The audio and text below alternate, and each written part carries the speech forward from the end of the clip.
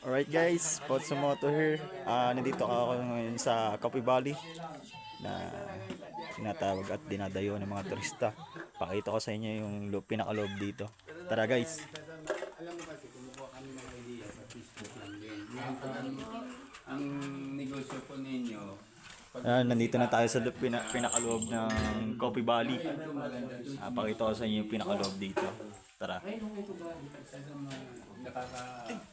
Ito yung mga ganun, sinaunang na ginagamit dito ng mga katutubo daw.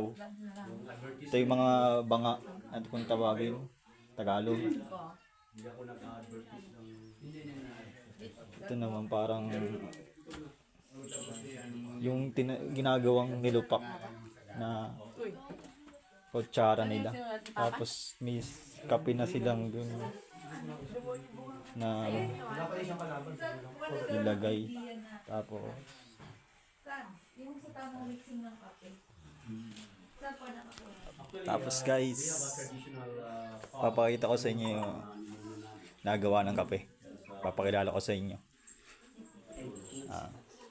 Sir,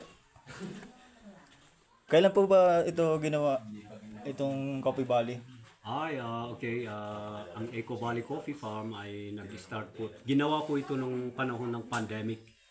Alam niyo, yung lockdown ay walang maisip gawin sa bahay. Dito ako nagbibisi para i-build itong coffee hub. Pero may tanim na diyan na natanim before na build ito. And our method in Eco Valley Coffee Farm in processing our coffee is very traditional. Kaya nakikita nyo walang machine. Walang machine dyan. Very traditional para masarap ang kape. Binibigyan namin pagmamahal ang proseso ng kape. Pero lang naman, ang sekreto ng magandang kape ay nakadepende sa gawain ng isang farmer. Kaya mahalaga ang pagbibigay ng pagmamahal. Lahat ng from harvesting, planting, harvesting, roasting, and then brewing.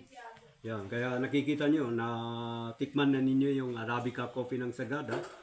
It's all traditional. Ganon.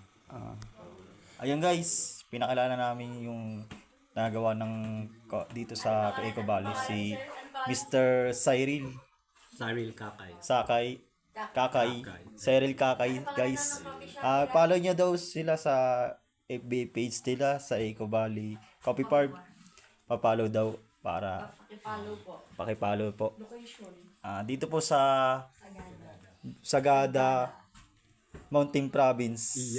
Ayun guys, salamat. Samahan niyo po ulit kami. Eco Valley Sunod na Coffee vlog. Farm or Baue.